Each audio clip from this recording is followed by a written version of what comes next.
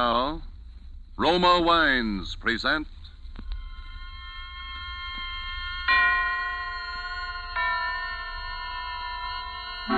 Suspense. This evening, The Dead of the Night, starring Robert Cummings. Suspense is presented for your enjoyment by Roma Wines. That's R-O-M-A, Roma Wines. Those excellent California wines that can add so much pleasantness to the way you live, to your happiness in entertaining guests, to your enjoyment of everyday meals. Yes, right now a glassful would be very pleasant as Roma Wines bring you Suspense.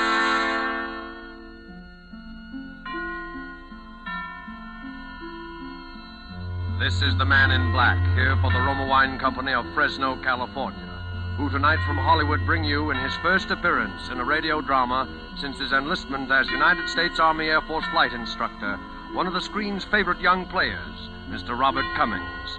And so with the strange events which befell the young Californian named Jimmy Barton in The Dead of the Night, and with the performance of Robert Cummings, we again hope to keep you in suspense.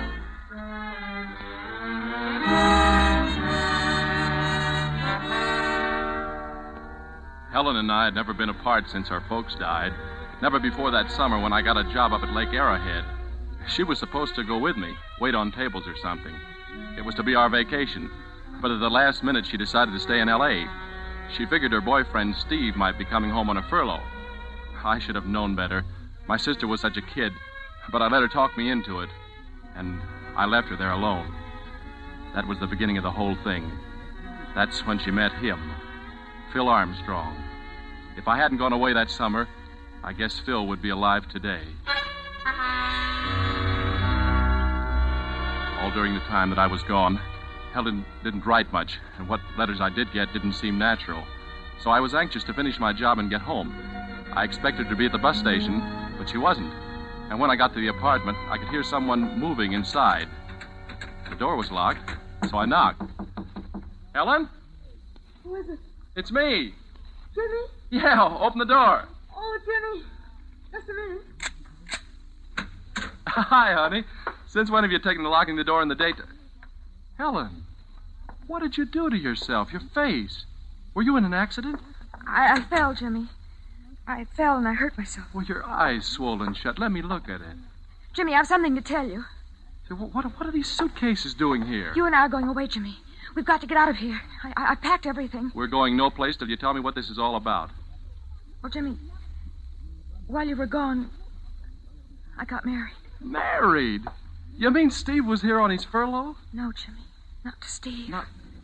But you were engaged to him. Yes, I know. I got a letter from him right after you left. He married someone he met where he was stationed. Oh, Helen.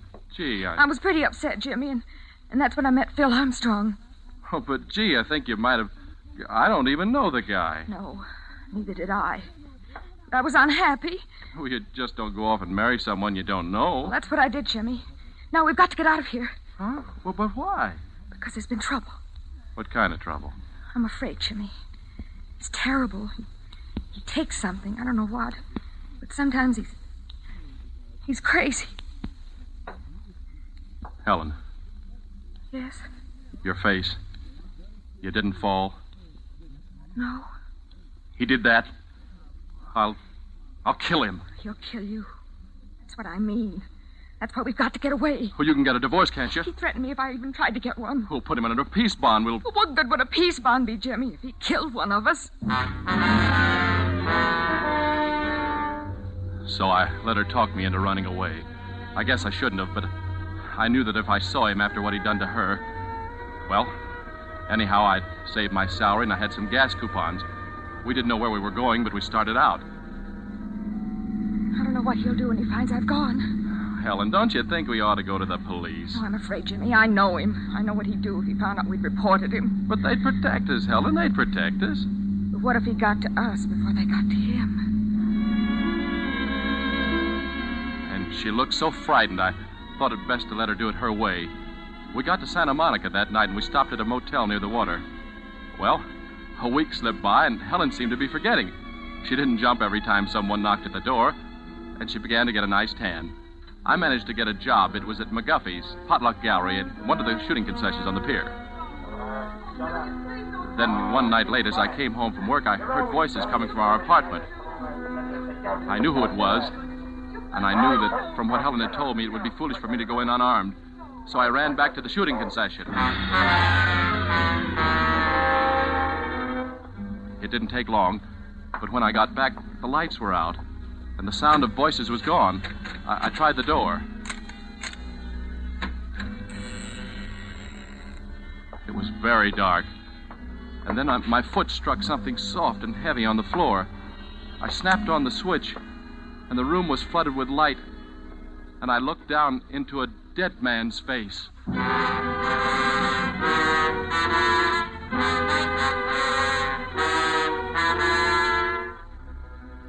Tonight for Suspense, Roma Wines are bringing you a star, Mr. Robert Cummings, whom you've heard in the prologue to The Dead of the Night by Mel Dinelli. Tonight's tale of Suspense.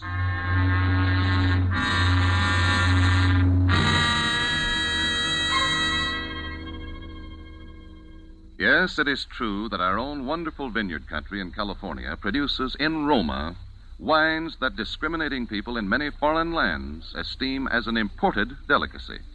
Yet you, here at home, can enjoy these distinguished Roma wines for mere pennies a glassful. Daily with your meals or when entertaining or any time, you can delight yourself and your guests with the wonderful taste that comes from age-old winemaking traditions perfected by modern knowledge.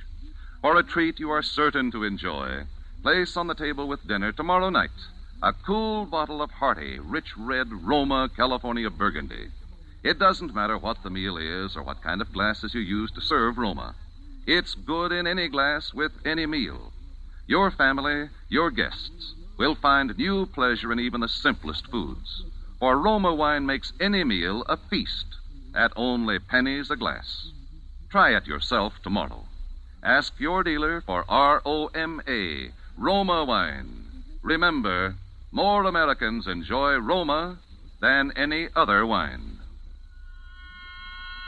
And now it is with pleasure that we bring back to our soundstage Robert Cummings, who, as young Jimmy Barton, resumes his narrative concerning the death of a brother-in-law in The Dead of the Night, a tale well calculated to keep you in suspense.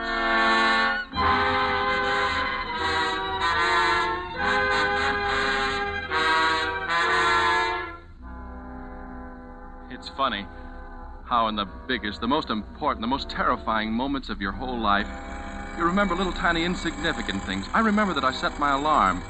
It was to go off at 5 o'clock. I'd set it to wake me up that afternoon.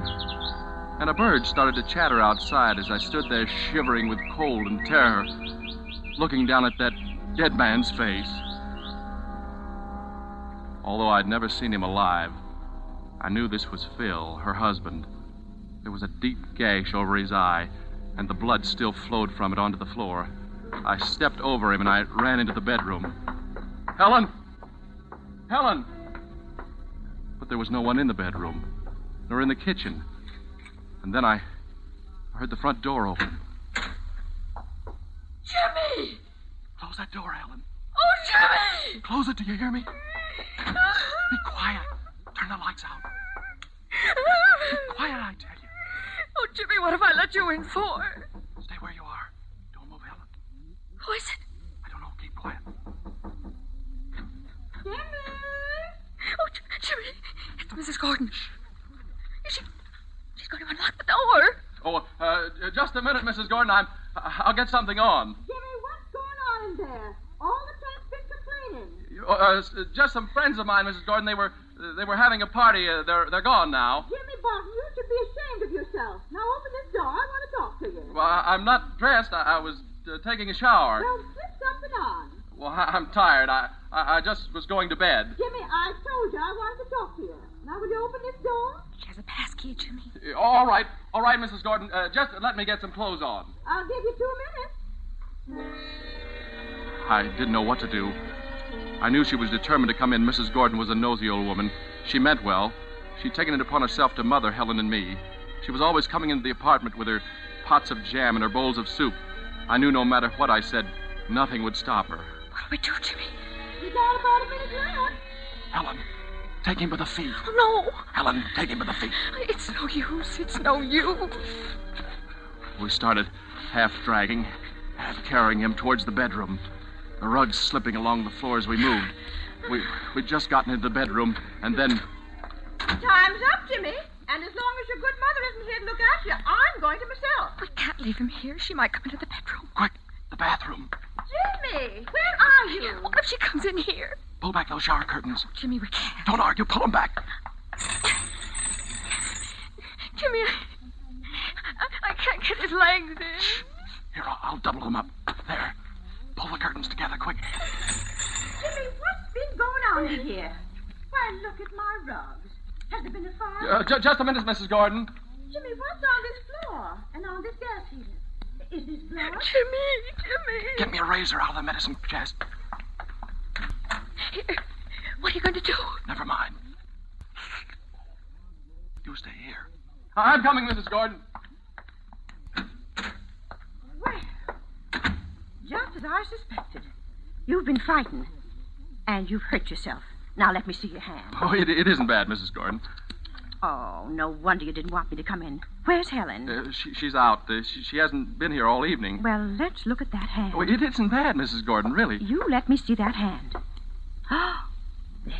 Why, Jimmy, this is a bad gash. Have you disinfected it? Yes, I have. Well, let me bandage it for you. But this towel's all right. It's not all right. Where are your bandages and things? In the bathroom? No. I don't have any. Now, you're just saying that, Jimmy Barton, because you don't want to be bandaged. You're not fooling me. I'm going right into the bathroom and get No, some... not the bath. I don't have any. Well, I'll just see for myself. No, Mrs. Gordon. Jimmy, why, you've dripped blood all over this floor. Here, let's look in this medicine closet. Uh-huh. There, I knew it. Here's some tape and some gauze, too. Mrs. Gordon, can't we just do this in the living room? No, we'll do it right here. Now, here's some alcohol. Come on, put your hand over here. We stood there, and she bandaged me, and I kept wondering where Helen had gone. And then I saw the shower curtain move slightly, and I knew. For a moment, I thought Mrs. Gordon had seen it, too. Jimmy, just look at that shower curtain. Yes. Goodness, you smeared that with blood, too. Well, I'd better clean things up for you before Helen gets home. Why, you'll scare the life out of her. I'll clean it up, Mrs. Gordon. You've done enough. Thanks very much for taking care of this hand. Well, all right. If you don't want me to. Now, you'd better get some sleep. I'll see you in the morning. Good night, Jimmy. Good night, Mrs. Gordon. Oh, Jimmy. Helen. I had to hide someplace. It was terrible. I know. It was the only thing you could do. Jimmy! Yes? Jimmy, I forgot to tell you that I'm having some painting done tomorrow. So you'll have to be out of here early. It's hard enough getting painters these days without making them wait for the tenants to get up, you know. All right, Mrs. Gordon. I'll be out first thing in the morning. Mm-hmm. Well, good night. Good night. Now we'll have to get him out of here. Yeah. Where'll we take him? I don't know. I've got to think. Here, Helen, you try and get some rest. Jimmy, let me go to the police. Let me tell them that I did it. Let me tell them what he was. They won't do anything to me. No. You try and rest. What time is it? It's about 6. 6. We've got 2 hours before the painters get here. What are we going to do, Jimmy? Let's see. So there's a car. No one will see us if we take him through the service porch into the garage. And what? I don't know, but that'll get him out of here anyway. I think I can do it alone, Helen. Listen, Jimmy, we're in this mess because of me. I'm going to help you. I'll be ready in a minute. When I went into the bathroom, the shower curtains were standing open. His legs had slipped from their cramped position and they'd pushed themselves into the room.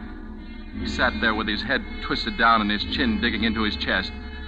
I took a washcloth and it was awful. I wiped the blood off his face, just in case anyone saw us. They might think he was just sick. I tried to lift him, but I slipped, and his head made a hollow sound as it thumped down on the shower floor. Helen helped me get him into the luggage compartment of the car. Where are we going, Jimmy? Helen, won't you please stay in the apartment, please? No, I couldn't. I'm going with you. Helen, haven't you done enough? I'm going with you. Too late now to wish that I hadn't... Where'll we go? To the pier, the Santa Monica Pier. Beyond the concessions, you can drive a car on the end there.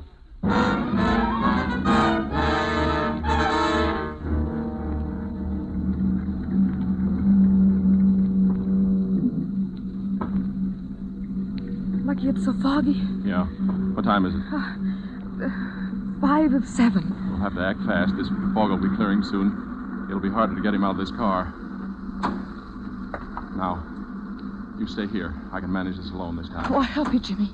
You stay here. Do you hear me? All right, call me if you need me. I'll go round the back. Keep your eyes open. Yeah. Jimmy. What? Someone's coming. Who is it? I can't see. Jimmy, it's a policeman. What? It's a policeman. Jimmy. Oh, it's all right. I know him. It's Red Davis. He's the beach patrolman. Hello, Red. Well, hello, Jimmy. Say, when do you get your sleep? Didn't you close up after that swing ship dance last night? Yeah, Red, but I couldn't seem to remember if I'd locked up the old shooting gallery, so I came over this morning to have a look around. I see. Oh, I'm sorry. This is my sister. Red, this is... Helen, this is Red Davis. Hello. So you're an early riser, too, huh? Yes, Well, the fog's clearing up. It looks like we're going to get some sun today for a change, huh? Yeah. Well, I guess I'll be getting back. I think I'll try and catch a few more hours sleep. Well, so long. Yeah, so long. Say, Jimmy. Yeah? Say, Jimmy, I have to take my wife over to the nursery today to pick up some plants and stuff, you know, and I don't have a trunk on my car. I wonder if you'd let me have yours. You have to drive me over to Malibu this afternoon, Jimmy. Yeah, I'd forgotten. Well, you can drive her over in my car. How's that? Well, you see... That brother of yours thinks how wrecked that beautiful car is. Oh, it isn't that, Red. Okay, then I'll be over about noon, and I'll leave my car for you till I get back, huh? Well, I won't be home at noon, Red. All right, I'll meet you at the entrance to the pier. How's that? Oh, all right, Red. Well, so long. Yeah, so long. Why'd you say you'd meet him, Jimmy? Well, if I didn't, he'll go over to the apartment looking for us. And you don't want any policemen over there, do you? Oh, no, of course not. We've got to get out of here fast. As we drove along the ocean, the fog cleared up rapidly. It was almost 8 o'clock, and some kids were already out on the beach playing around. Then I saw a group of early picnickers. They were unloading their blankets, umbrellas, and things. I guess it was from them I got the idea. From seeing them. Jimmy, your gas is pretty near on empty. Yeah. You got any more coupons? No, they're all used up. We're going to have to do something soon. I know, Jimmy. We can't go back to the motel with the painters there. And we can't leave him in the car. Red's liable to see us and pin us down to using it. There's only one place left. Where, Jimmy? Helen, listen. I'm going to let you out of this car. Oh. You can't help me with what I've got to do now. No, Jimmy, I'm staying. Don't argue, Helen. I'm not leaving you, Jimmy. Get out of this car, do you hear me? No. I haven't time Jimmy, to argue with you. Please. Now get out. I won't do it, Jimmy. Yes, you will if I have to push you out. Jimmy, you're hurting me. There. Now go back to the motel. Get off that running board, Helen. I can't leave you alone, Jimmy. I want to help you. I'm not blaming you for killing him, Helen, but now you've got to help me do as I say. What, Jimmy, what? I don't blame you for what you did. He deserved it. But now you've got to help me handle things. Jimmy, you've got to let me... Goodbye, Helen. Jimmy! Oh, Jimmy, don't leave me, Jimmy! I watched her out of the mirror. She kept calling me. I drove on as fast as I could. I knew what I had to do now was one chance in a million. But I had to take it. And I didn't want her to be part of it. If I could keep him on the beach that whole day, then maybe I'd be able to get rid of him when night fell. I wanted to drive further along, but I was afraid I'd run out of gas. So I settled for a deserted strip of beach not far from the motel.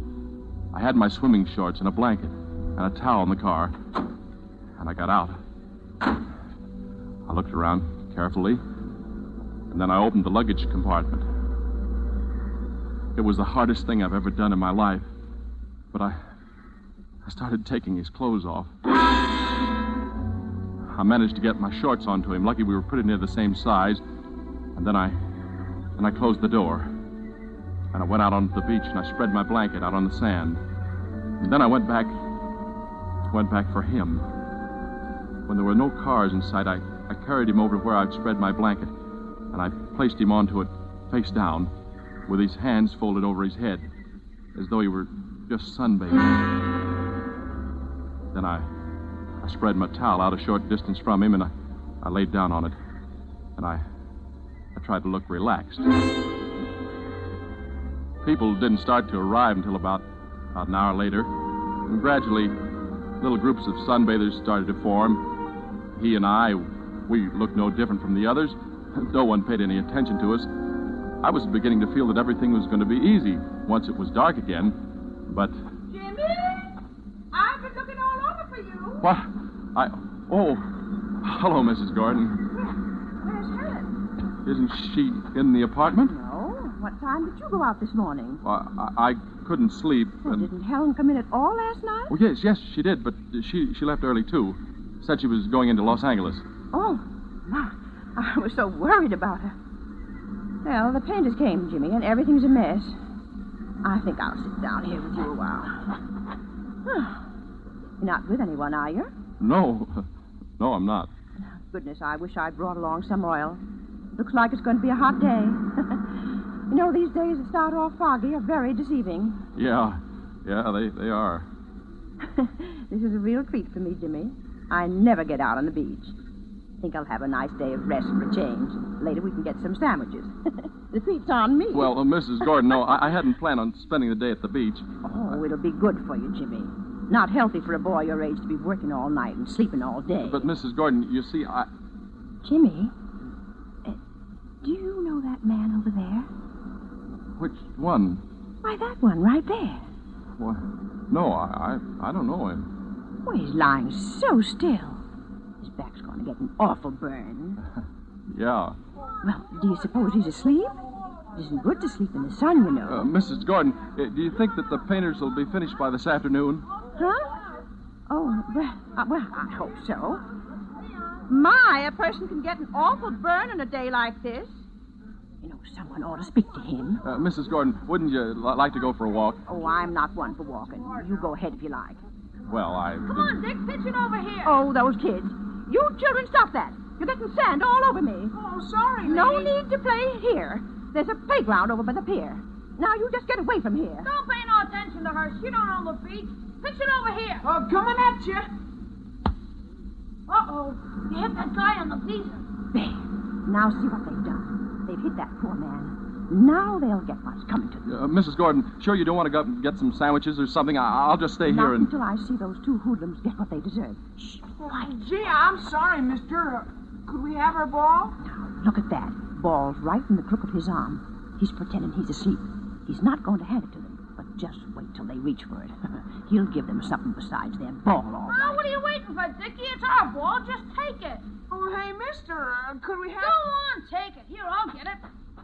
Thanks, mister. I got... What's the matter? Gee, he's cold. What'd you say? He's cold, lady. His arm's like ice.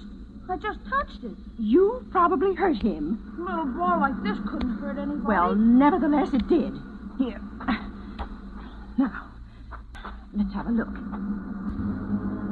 And then she started moving toward him. I knew it was useless to try and stop her. And then she reached over and put her hand on his back. And suddenly she was screaming. This man is dead! He's dead, look at him! Before long, there was a crowd of people around us, and someone called the police. I wanted to run, but I knew that would be the wrong thing to do, so I just stayed there, numb-like, watching things. When the police came, they started questioning everybody. Mrs. Gordon was first. Why, he'd been there all morning. I came early, and he was here already. Just like that. You know, with his face down. Just like he Was there anyone else around when you arrived? Around? Yes, Jimmy was here. He was here all alone with him. Weren't you, Jimmy? Yes, I was. Yes, you see, he was. Doesn't anyone know this man? Do you know him? I told you kids to keep away from here now. Did you hear me? We discovered him, didn't we? If it hadn't been for us. Yeah, and you don't even know a clue when you see one. Look at his fingernails. What's that? Oh, the child's right, officer. What's that? Now, just look for yourself. Let me see. Yes. It looks like powder. Something flaky.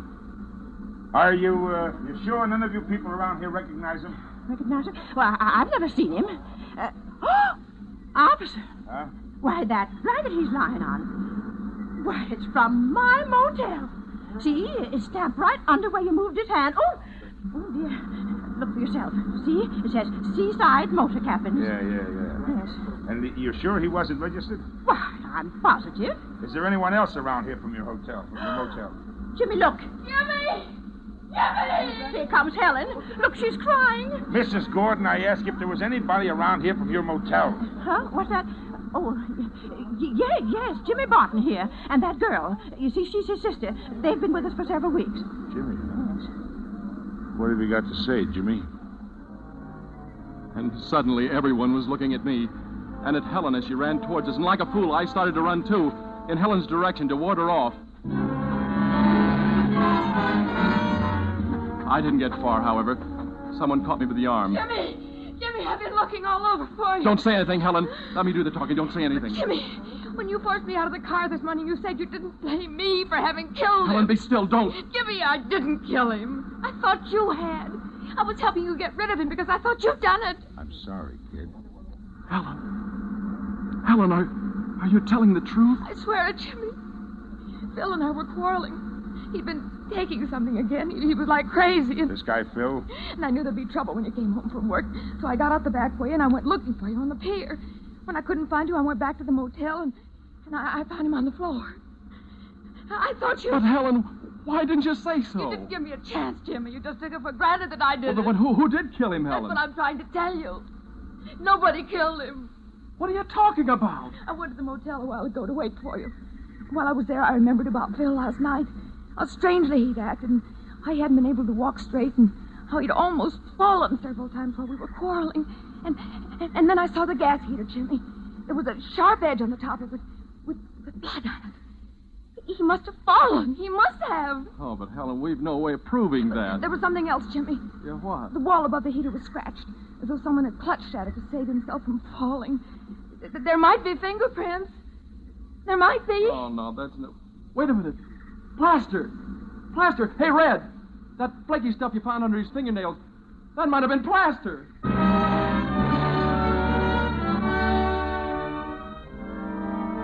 And it was. Well, that's about it. Everything checked back at the motel, and the autopsy showed he was full of dope. But I guess it was really Mrs. Gordon who saved our necks for us. Besides talking so loud and so long that they'd probably acquitted us just to get rid of us, she did dig up a witness who'd heard Helen and Phil quarreling and who'd seen Helen leave alone after he'd threatened her. Well, everything's all right now. Helen and I are beginning to forget. But it's Mrs. Gordon who's making quite a nuisance of herself on the beach these days as she goes along poking all the sunbathers and asking if they're sure they're all right.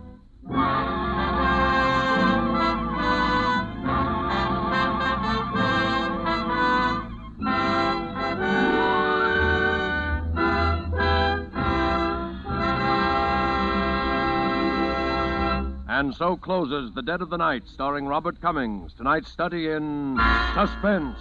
Suspense is produced and directed by William Spear.